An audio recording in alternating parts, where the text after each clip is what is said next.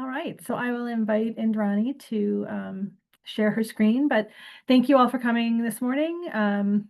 Go get a few other folks trickling in, but we are holding our flood modeling steering committee meeting number 4, and this is our final meeting for this particular grant period. So thank you very much for coming.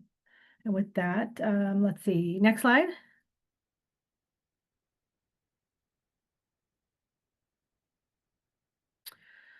So we've got a lot to get through.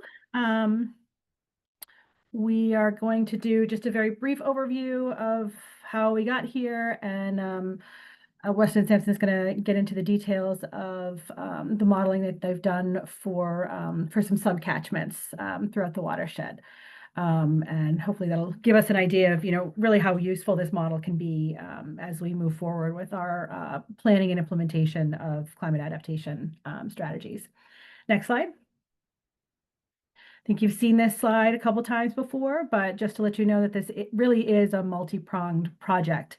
And so we're over here on the left evaluating additional watershed-wide flood mitigation strategies. And again, I just want to thank you all for your participation, because this project wouldn't be as successful as it has been without that. So thanks. And now I'm going to turn it over to, I think, Indrani.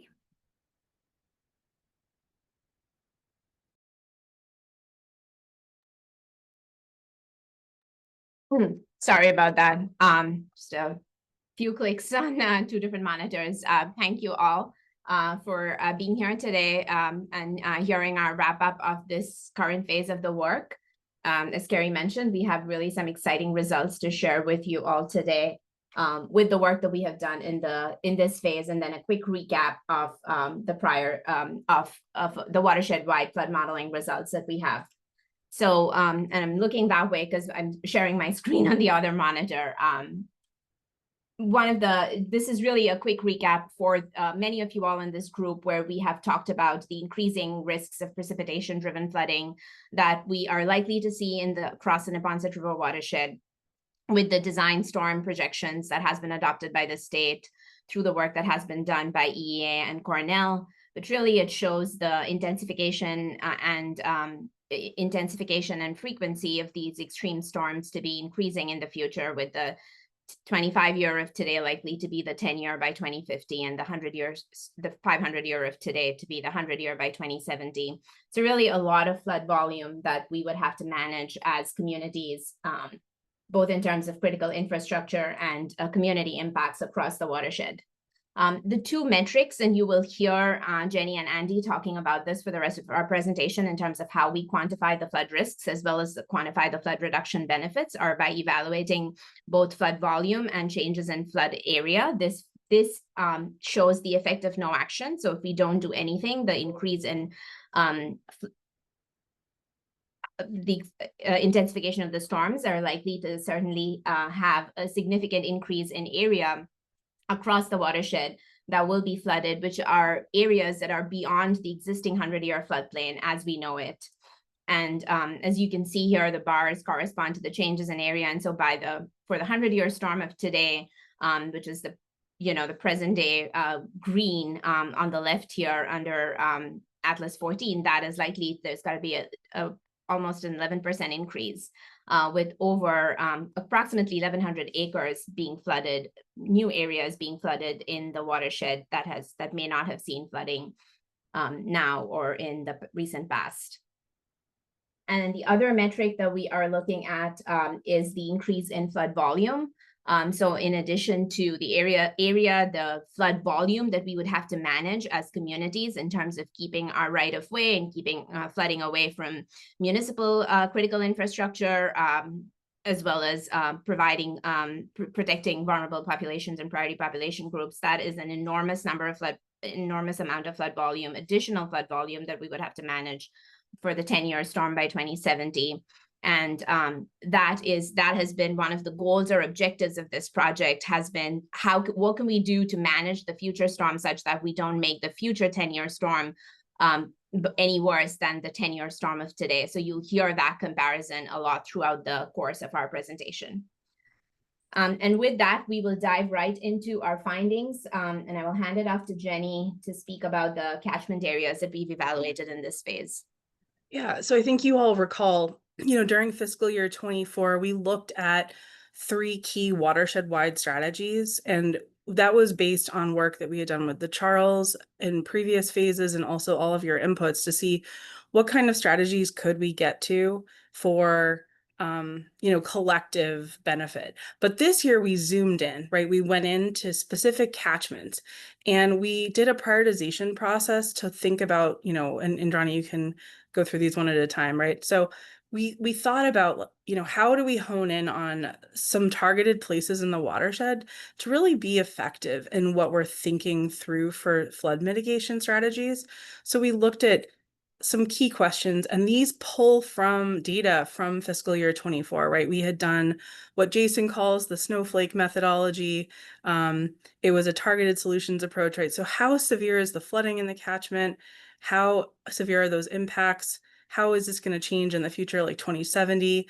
How effectively can we address that flooding locally with nature-based solutions? And then how feasible is implementation? You guys worked with NEPRA earlier this calendar year and talked about 3 priority catchments in each of your communities, which ones you prioritize based on a variety of practical factors. So it's sort of meshing all of the information from last year and then your input this year to get to 6 catchments. So we came up with 6 top catchments, and this slide shows a map of the locations of those catchments. So each community is getting communities are getting some targeted assessment, and we're in that process. And those of you that are involved in that know, we just had some site visits. We're going to keep working with you in June to really refine those strategies and get some concepts that are pretty useful for you. We hope for future grant applications. Our intent has always been to be realistic about, buildable strategies.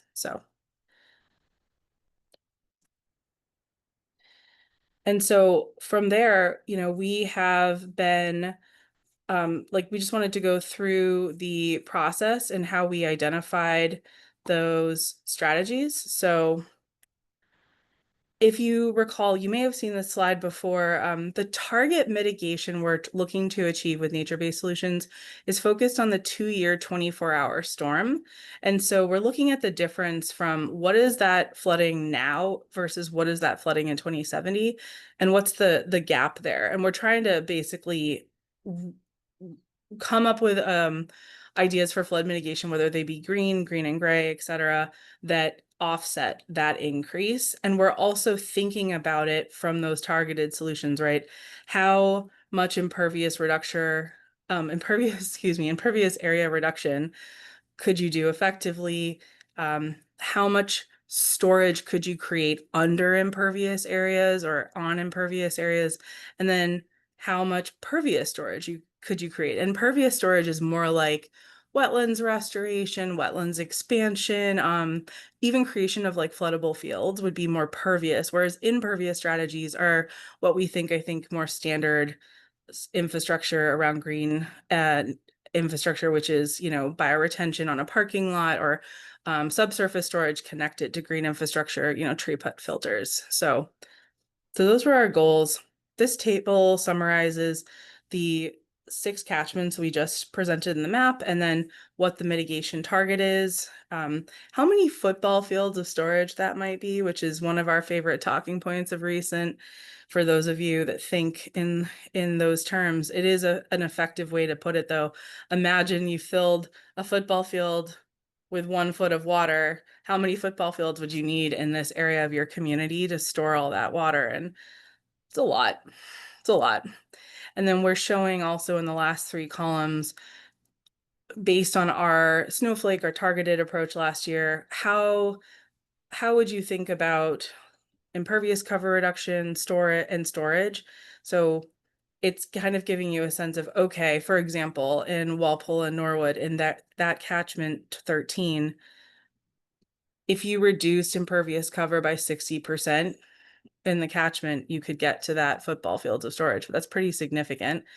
You could also store 2.1 inches on pervious areas, or store 2.5 inches across all impervious. But again, these are theoretical, and Andy, correct me if I'm not explaining this right to the folks, but these are theoretical numbers that help us sort of understand order of magnitude benefit across the different strategies. That's right.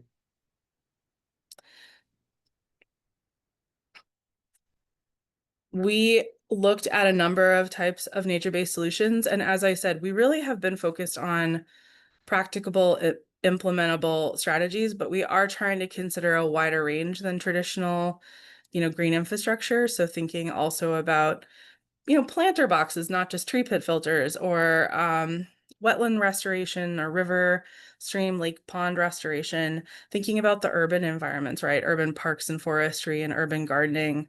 So we've looked at this swath of concepts. I think before we move on, Indrani, the next slide, we wanted some input from folks, right? Oh, no, thank you. So just to go over briefly our whole process, we have done a desktop analysis, which I'll talk about all the factors in the next slide. We did a whole Google Street walk through. We have been getting input from municipal staff. That's still in progress through the end of June. Andy is going to talk about the modeling we've completed so we can understand sort of the benefits and the drawbacks of these different ideas we have. And then we've been doing site walks. So there is a lot of text on this slide. We are not expecting you to read it. Let me just walk through the highlights for the desktop process. We are considering, in coming up with ideas for green strategies in the catchments, a number of factors, but they're really focused in on, where is it flooding? We have the modeling results. We also do some more localized flooding evaluation using ArcGIS. We have FEMA data. We're really thinking about parcel ownership. We know that it's so difficult to do any kind of stormwater management on private property. We're thinking about those critical assets and those priority populations, right? So Indrani talked about expanded flooding areas. Well, that expanded flooding has the potential to affect schools and hospitals and town halls and libraries and, facilities for those priority populations. So we're thinking about those and prioritizing those areas in our strategy identification, thinking about transportation, also connecting it to regional hotspots for urban heat and tree canopy and open space priorities.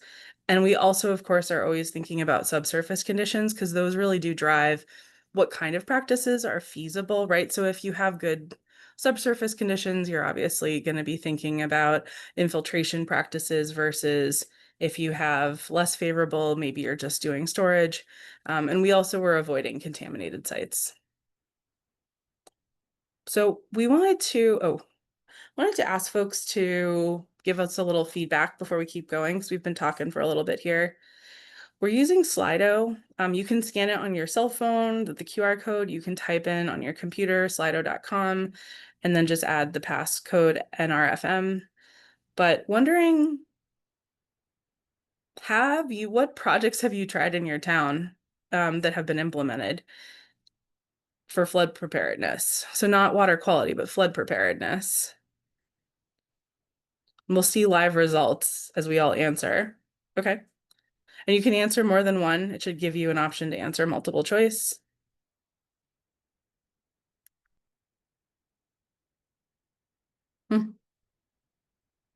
If folks are doing other, feel free to unmute or put in the chat what you're up to, because we're always curious about that.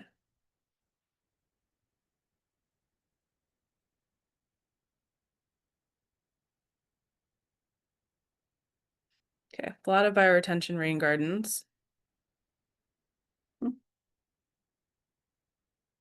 Got 8 responses. I can't see how many people are on the meeting because unlike Indrani with 3 monitors, I have 1 monitor. Okay, it's not moving. All right. So, we're all seeing those results, right? Nobody's really tried constructed wetlands, a lot of bioretention, rain gardens, and a kind of a mix of the middle. curious about those others, but you, again, put them in the chat if you want. Maybe we can move on to the next question, Andrani.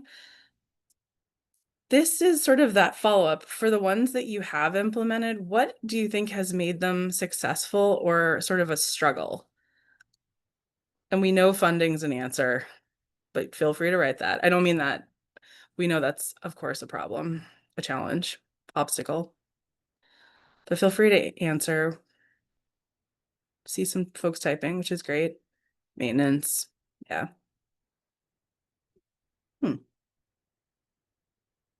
Space. Space and real estate, effectively, to me. Yeah. Mm.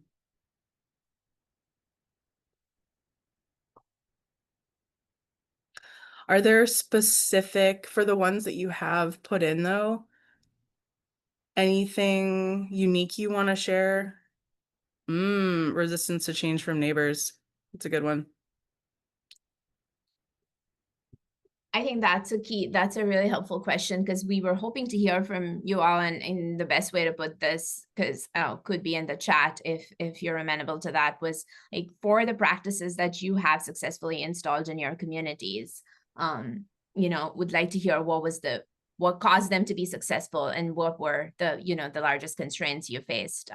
So just hearing lessons learned from you all would be really helpful for us as we hone in. Jenny, do you The do you 11 wanna take this? responses. Yeah. Yeah, We I have mean, about these 22 one more people. person's responding. We'll give it one more second.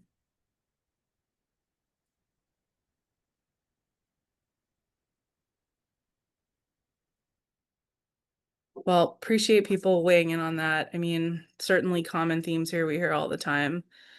Certainly challenges to do this work. All right. Well, I think with that, let's turn it over.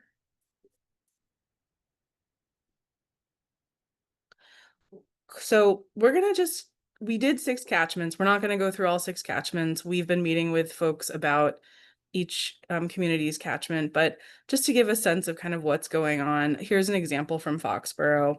You know, we came up with a number of green infrastructure opportunities. Our goal was to mitigate 18.2 million gallons and reduce just over 450 acres. And if you go to the next slide, Andrani.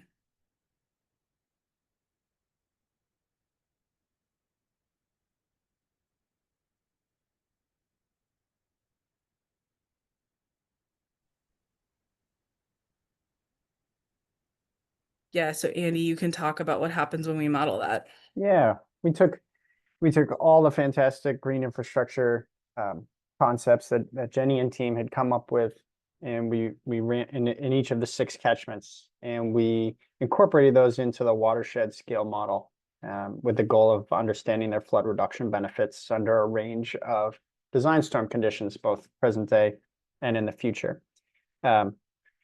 Just to note that to incorporate those into the model, the way we did it in the watershed scale model is to focus in on how much impervious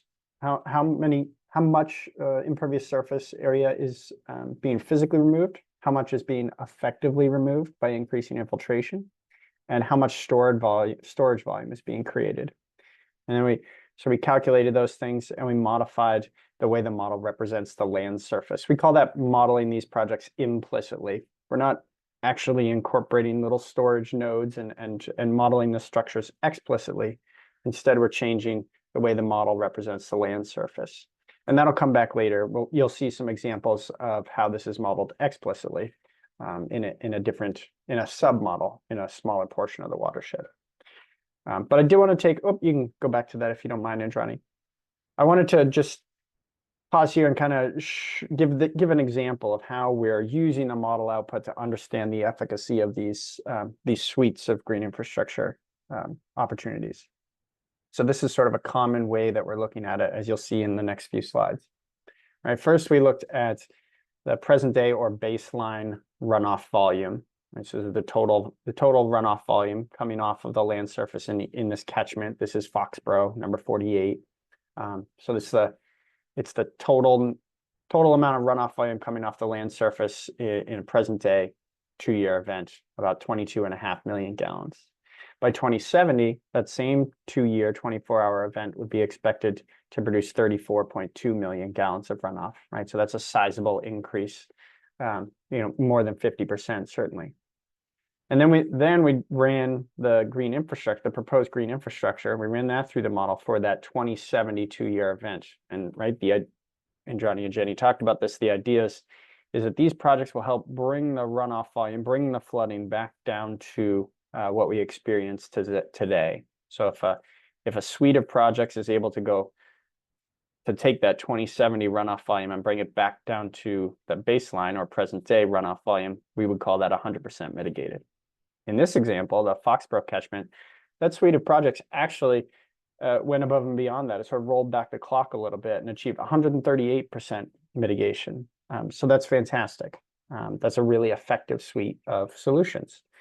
And if we go to the next slide, you'll see some results for all 6 catchments.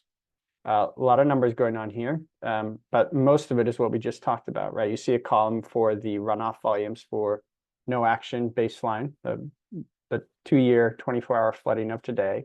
The next column is if you take no action, what are we seeing in 2070? The next column is the volume increase from baseline to 2070. So right in these 6 catchments, we're expecting to see increases in runoff from anywhere from 50 to 70%, which is very significant. We looked at the runoff volumes. We incorporated the suites of green infrastructure solutions into the model, and we looked at how much runoff is the model's predicting under those proposed conditions, and that's what that GI modifications column is. And then we calculated the percent mitigated, right? We saw that nice column chart about that. So you can see there's a wide range across the 6 catchments, a wide range of their effectiveness, right? There's catchment 42, that third row there, is only able to, the suite of solutions that were identified for that one, we were only able to mitigate about 22% of the climate change driven increase in the 2-year runoff volume.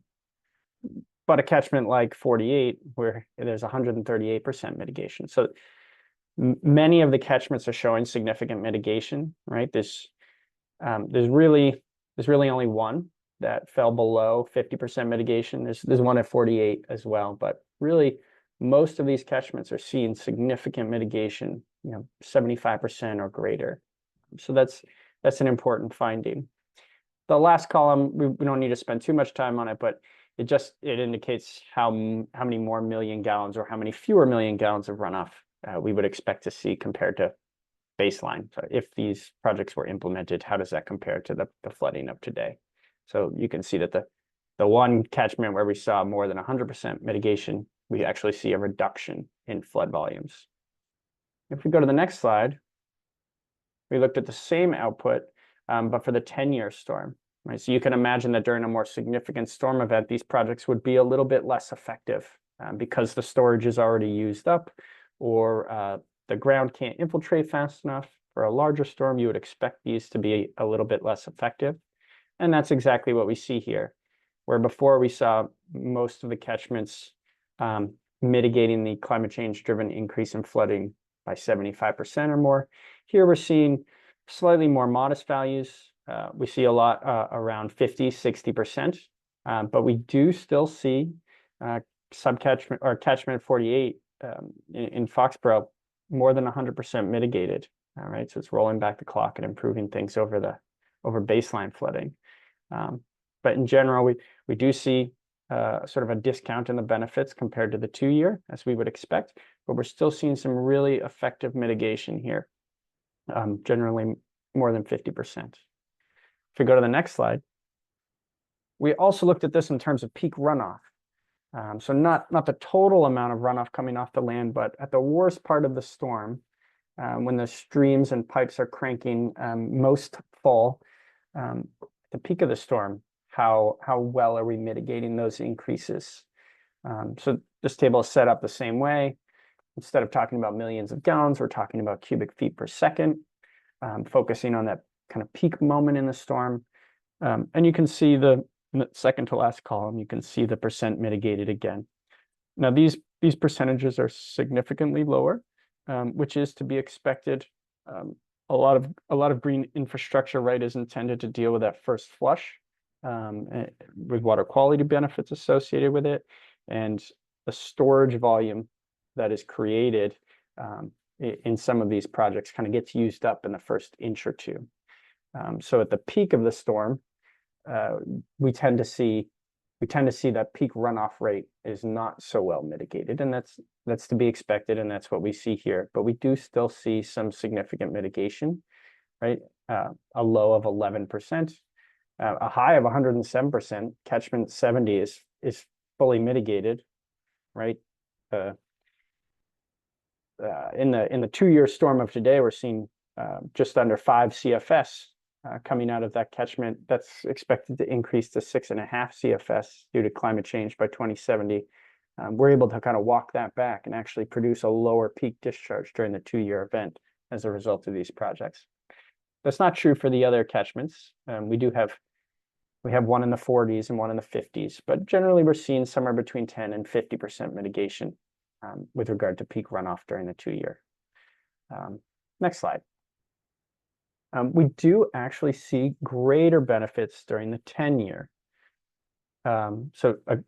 These range from a low of 15% to a high of 83. So we do see some really healthy mitigation no matter how we look at this, whether it's in terms of runoff volumes or peak runoff rates, whether we're looking at the 2 or the 10. We're seeing some significant mitigation, and in some cases, more than 100% mitigation. Let's go to the next slide. So I don't need to harp too much on this. We saw the percentages, right? There's some really successful mitigation for the 2 and the 10 across many of these catchments. Catchment 48 in particular was very well mitigated. Catchment 42 perhaps a little less so. 2 key takeaways from this exercise. The first is that it's difficult to see these benefits, right? We have significant mitigation in terms of volume and peak discharge that doesn't always show up well in the flooding extents in the 2D cells of the model that you've seen in the past. It doesn't always show up well, and that has to do with the size of the watershed that's being modeled and the size of the 2D cells that we can support. And so it can be helpful to zoom in to a smaller portion of the watershed and look in a lot more. You can model that. You can develop a sub-model that's much more zoomed in, which has a lot more detail, and you can start to see the localized benefits of these projects in a way that you can't necessarily in the full watershed model. So that's one limitation. And when we zoom in like that, we have an opportunity to model those individual projects explicitly. We can model each one individually and really see the localized benefits around them. The other key takeaway from this exercise is that, right, many of the catchments, we saw significant mitigation, but we couldn't get all the way to 100%. And so that's where things like policy changes, adaptation, retreat, or gray infrastructure improvements can be useful. So we took a closer look at some of that in a separate catchment, not one of the 6, and we can go to the next slide. In this Westwood, another Westwood catchment, not the one that we were referring to in the last bit, but so this is a different part of Westwood. We talked about this at the last meeting, so I won't spend too much time on it, but we developed a submodel here, as many of you I'm sure remember, where we were able to add a whole lot more detail. And we were able to, previously we had used it to evaluate short duration, high intensity storms, right? Like those 2-hour thunderstorms in the summer where they drop a ton of rain really fast, but only for a very short amount of time. We had looked at the nuisance flooding that comes from those types of events over the last couple months. But we've also used that submodel to evaluate a mix of green and gray solutions and how effective they can be in concert, and also to be able to see the benefits of these on a more local scale. And so we'll show you those in the next few slides. Just a quick reminder for folks that maybe missed the last meeting. This is a catchment in Westwood. It's tributary to Purgatory Brook. It's right up against the Dedham line. It's about 190 acres. It's about 30% impervious, and it's it includes that interchange of I-95 and Route 1 just to help folks orient themselves. And you can see the, no, that's fine. Oh, I was just going to say, you can see the flooding extents shown there in the different shades of blue. That's from the watershed scale model. You'll see more detailed ones from the submodel in a moment. Quick reminder, we built this submodel using the full watershed model as a huge jumping off point, really helped jumpstart development of this submodel. Right, we were able to inherit a lot of really important model components, storm drains, 18 inches or larger that were already incorporated into the watershed scale model, a downstream boundary condition in Purgatory Brook. We didn't have to model all of Purgatory Brook as well to understand potential backwater effects. We were able to take that straight from the watershed scale model. And all the assumptions and hard work that went into calibrating and validating and ensuring that the watershed scale model was producing accurate results, we were able to inherit those for the submodel. We did add a lot more detail though. We added smaller storm drains, 12, 8, 6-inch storm drains, and all the manholes and catch basins that are associated with those systems. Several surface open channel tributaries that aren't explicitly modeled in the watershed scale model. We redelineated the land surface into much smaller and many more subcatchments. And perhaps most importantly, we replaced the 2D mesh that's in this area of the watershed with a much finer resolution 2D mesh, about an order of magnitude finer, so we can see much more precise results and really start to see some of the localized benefits in terms of inundation extents. And we showed this last time. You can see the significant difference in the level of detail, not only in the storm drains and associated catch basins and manholes that are incorporated, but also in the output. Where on the left, those cells are a bit chunkier and a little blurrier is not the right word, but a little less precise. And that's just a fact when you're building watershed models that are 150 square miles in area. But when we zoomed in on a submodel, we were able to produce much finer output, and we can see a lot more nuance. And so that was really helpful in understanding the benefits of some of these green and gray solutions. If we go to the next slide. Here's sort of a quick overview of the types of solutions we looked at. On a sort of catchment-wide scale, we looked at similar nature-based solutions to what were looked at in the other 6 catchments that were part of this scope of work. But we also looked at gray solutions, including capturing and storing runoff, whether at the surface or underground, and associated increases in infiltration at those sites. We also looked at more site-specific solutions. We considered adding additional catch basins to mitigate flooding and converting catch basins to infiltrating catch basins. That was pretty quickly, we moved away from that, as you'll see in a moment. But we also spent some time looking at site-specific gray infrastructure solutions like upsizing specific drain pipes or rerouting, sort of augmenting the existing drainage system and installing new pipes to alleviate flood-prone areas. So you'll see in a moment, you'll see some examples of each of these types of catchment-wide and site-specific solutions, and you'll see how we were able to use the model to evaluate their effectiveness. Our design team was able to identify 120 green or so green infrastructure opportunities in this catchment, a whole lot of green infrastructure opportunity or nature-based solutions, I should say, a wide range of different types of solutions. I won't read them all off, but altogether, those 120 plus opportunities are estimated to potentially store just under 10 million gallons of runoff volume, as well as effectively reduce impervious cover by about 260 acres in this catchment. So a really nice suite of nature-based solutions.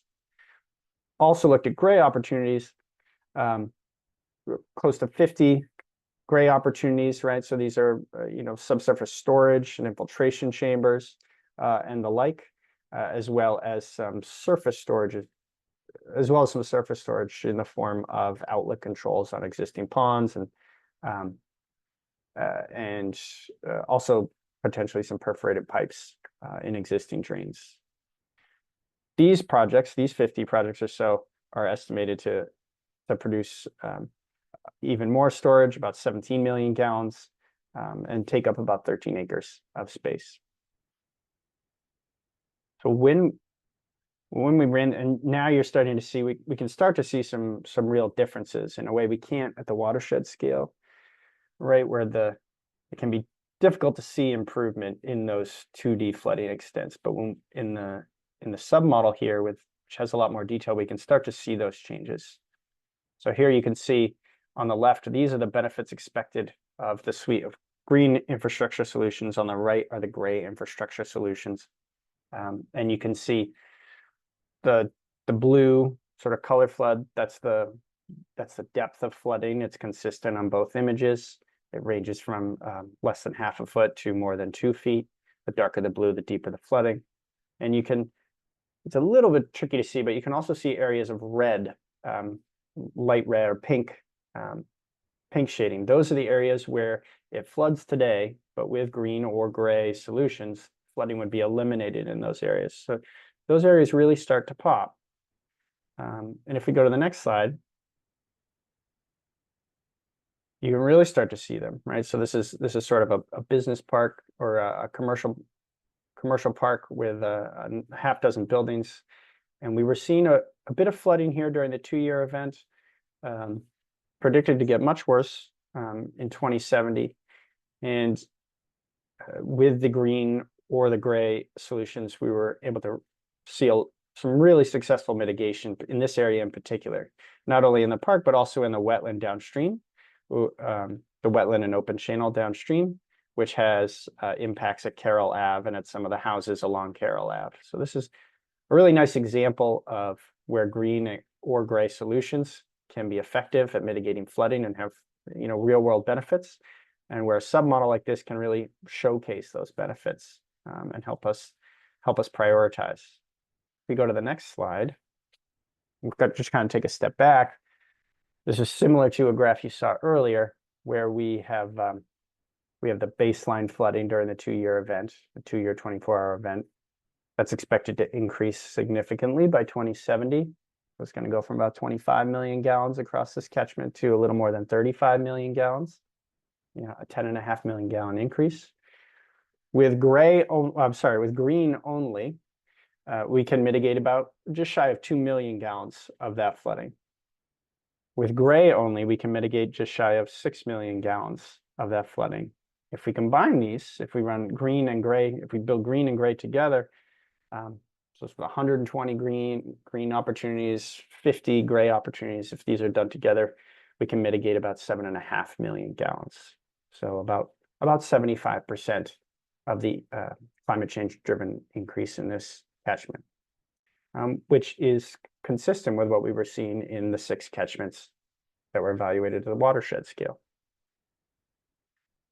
Those benefits actually improve a little bit during the 10-year.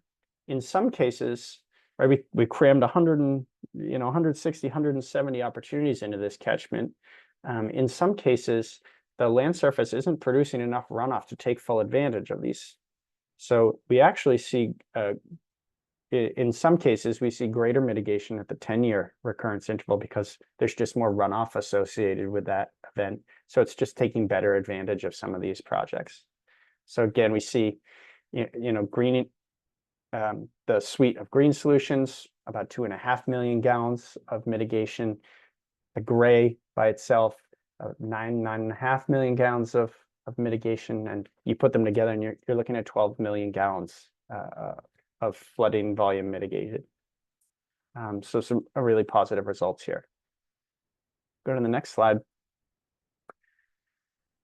We'll just tie some things together here. Right, the mitigation target for this catchment is 10.6 million gallons. That's how much more runoff we're expecting in 2070 during the 2-year event than the 2-year event of today.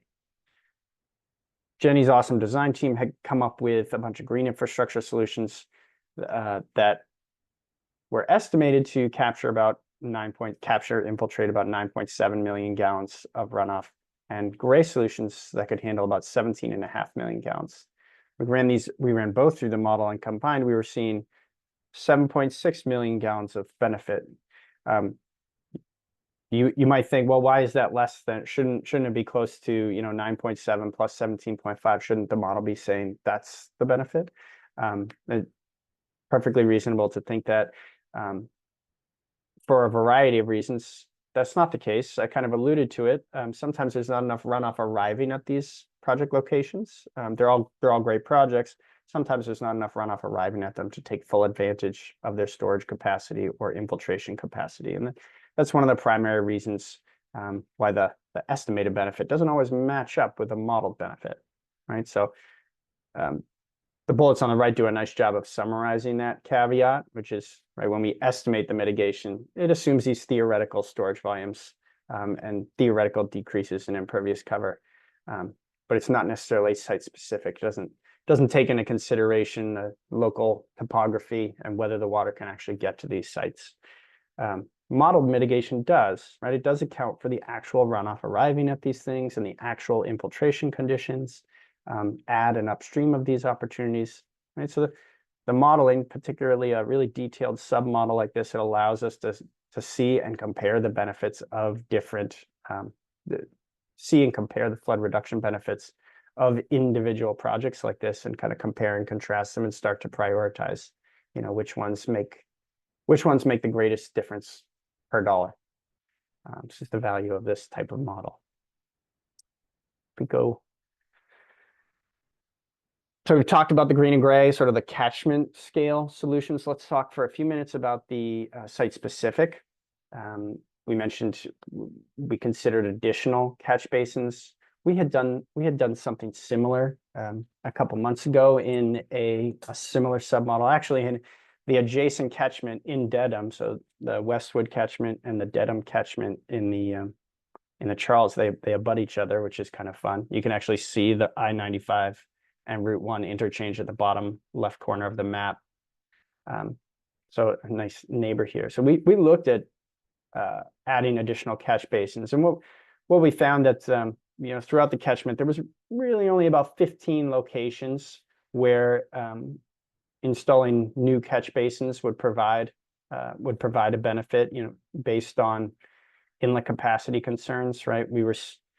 We focused on areas where there was greater than 2 CFS arriving at it, at an existing catch basin, which is about the limit of many catch basins. So in those areas, it might make sense to add more, or if they're very far apart.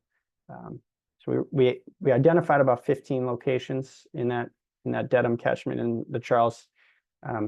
When we modeled those, not a huge benefit to very, very localized benefits to nuisance flooding. So we didn't model that explicitly here, but the lessons learned from that are certainly applicable. With regard to infiltrating catch basins, a little bit of a similar story here. If you don't mind skipping to the next slide. We also looked at infiltrating catch basins, right? There's 670 catch basins in that Dedham catchment just over the border in the Charles.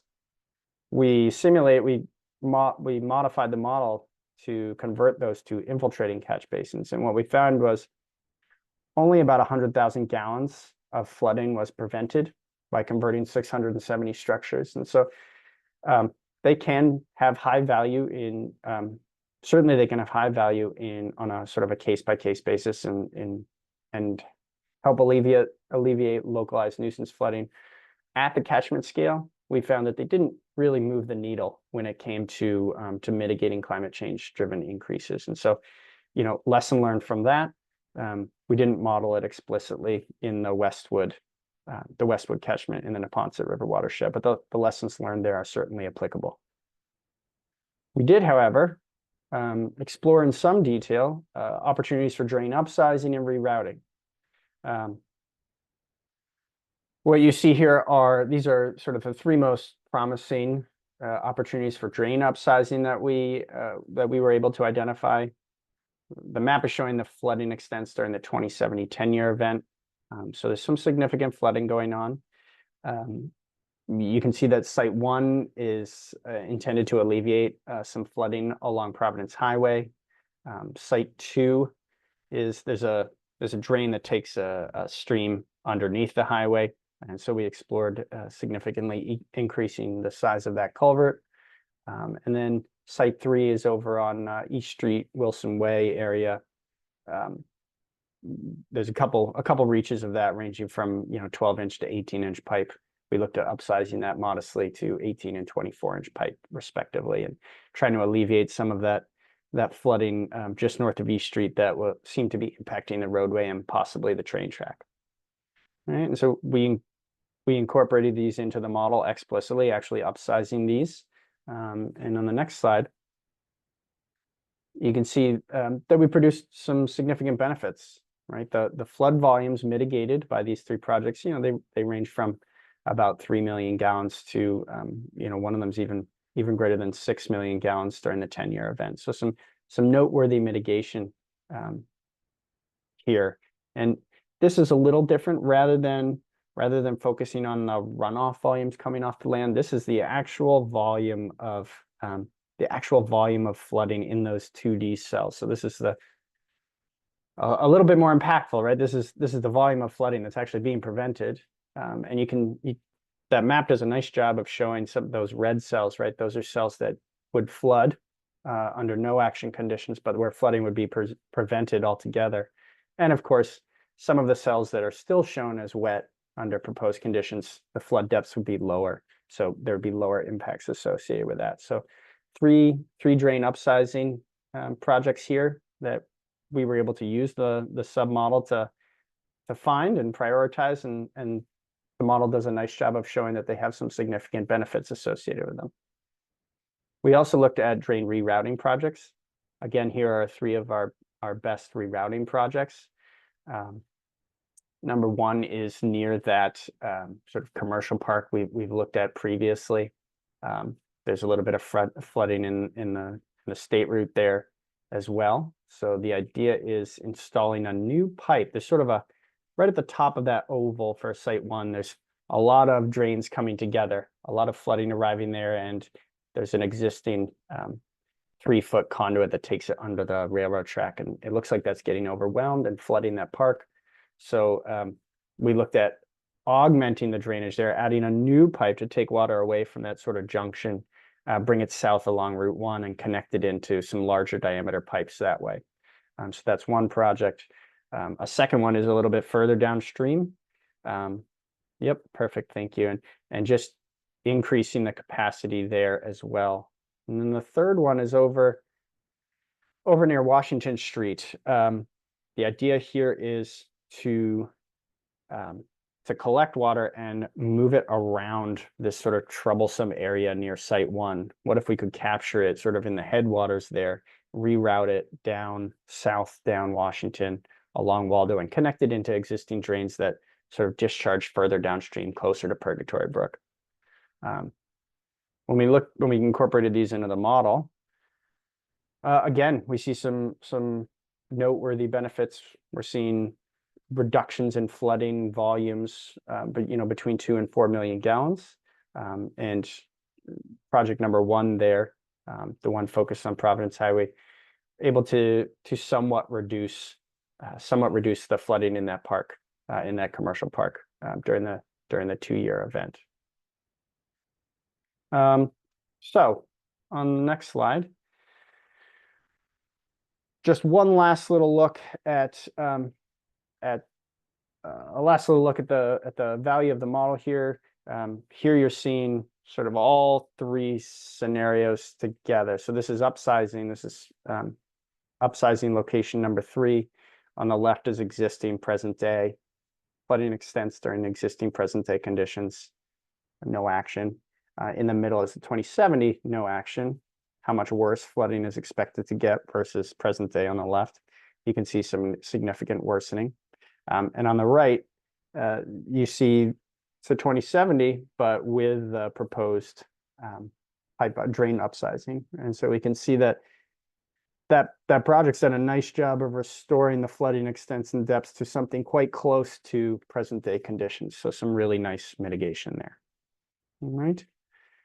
And on the next slide, we'll just bring it home. A lot of really nice lessons learned, not only from the Westwood submodel and looking at flooding in really great detail, but also in using the watershed scale model to explore and maybe prioritize some of the green infrastructure mitigation that was done for those 6 catchments.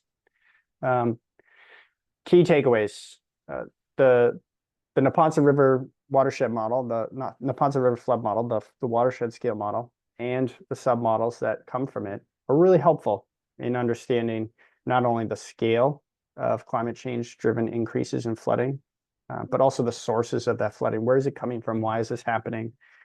Which then informs the strategies, both green and gray, and other, for managing not only present day flooding, but also where we think, where the model is telling us that future flooding is going to occur or get worse. The overall goal of this exercise in using those models was to identify areas where we could create runoff storage and reduce the volume and the peak discharge rate of runoff, which is causing flooding impacts in the watershed. We see the green solutions do a really nice job of reducing flooding, right? We saw that with the 6 catchments that, evaluated at the watershed scale. We also saw it in the Westwood submodel. Green solutions can be effective, and they carry some significant co-benefits. Sometimes the green solutions can achieve full mitigation, but not always. And in those cases, gray solutions can be very helpful. Sometimes gray solutions are required to achieve full mitigation.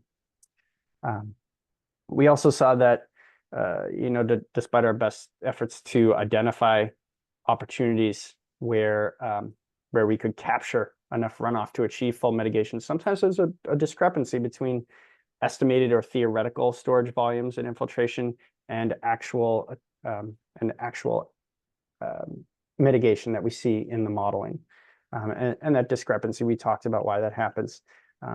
But the modeling helps us identify that discrepancy and help size these projects and identify which ones can be most effective, where that discrepancy is smallest. So a lot of really nice takeaways. Perhaps, just one last thing, perhaps the biggest takeaway, and I just want to mention it, which is sometimes gray and green is not enough. Sometimes, we need to talk about policy, we need to talk about floodproofing, and at times retreat. I just want to make sure that wasn't lost. All right. That's it from a modeling perspective. Yeah, thanks, Andy. Jenny, should we launch the polls? Thanks, Andy. Yeah. We're 5 minutes left, so we're right on time. We just wanted to get folks' takeaway on, how have you found the value of the regional model versus the submodels, or do you find both valuable? So we're just looking for folks to, I think, rank these. Again, you can go to, sorry, I'm going to sneeze. Excuse me. I'm going to go to slido.com. You can use your phone.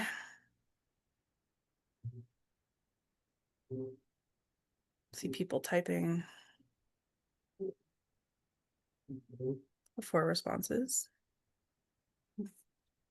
I know everyone's hungry for lunch. I feel that too. 6 responses. One of the things about the regional model that is useful, and Andy's talked about this before, is it gives the boundary conditions for the submodels. And that's something, that's available to the communities for this project. And, as we zoom in and hone in on more and more sub areas to try to get to implementation, because that's our goal here as a project team, is we don't want to just keep modeling, right? We want to actually get to implementation. And one of our green infrastructure screening goals was really thinking practically this time and not just doing every single thing under the sun we could think of. So and I'll just add, Jenny, that in addition to looking at the site-specific solutions, the framework that we've discussed and provided through this watershed scale helps the communities understand what opportunities may exist upstream, but also be able to assess downstream impacts, which is what I think the benefit of this watershed scale approach provides that, was not existing in this particular watershed prior to this project. So really curious to hear your thoughts on the benefits of both those approaches and what you see as moving forward. We have a question in the chat, Indrani, about, and this is probably for NEPRA too, right? How can folks access the model? How do you see it? How do you get it specific to you and the results? So I know we're working to update the viewer using this year's results, and that is the viewer that has all the modeling output. Yes, the results that you have been able, that Andy has shared and we've discussed at this meeting will be available and will be provided. We're also trying to see how best to structure it such that it's not an information overload and you have the information that you need for your projects, for your communities. In terms of the actual model itself, we're certainly able to provide that information to you as well as you have specific needs for a particular area. It is a fairly large and involved model that has various components. So we'll be happy to discuss with you, as appropriate, what to fulfill what your most appropriate needs are and how we can support you with this. But yeah, there's absolutely the modeling file itself can also be made available. We'll just ask our last poll question and wrap up here. I know we got 1 minute left, and Carrie, you were just going to mention the last steps for the project. So just last item, how do you see these models supporting future grant applications for your town or scoping projects for your town? Is there anything you want to share with us that the team should be thinking about so we can, as we're working towards, hopefully we'll get funding for another phase of MVP work, and we have a lot of implementation components in there. So we're just curious what your thoughts are, if you have any specific ideas here about how you see this fitting in with your needs. It's okay not to answer. We are almost at time.